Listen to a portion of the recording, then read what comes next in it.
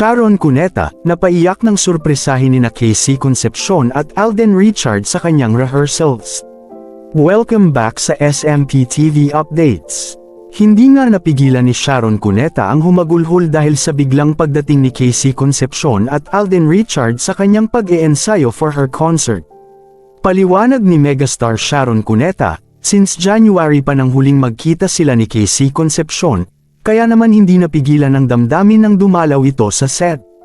Si Alden Richards naman ay hindi makakadalo sa concert nila ni Gabby Concepcion.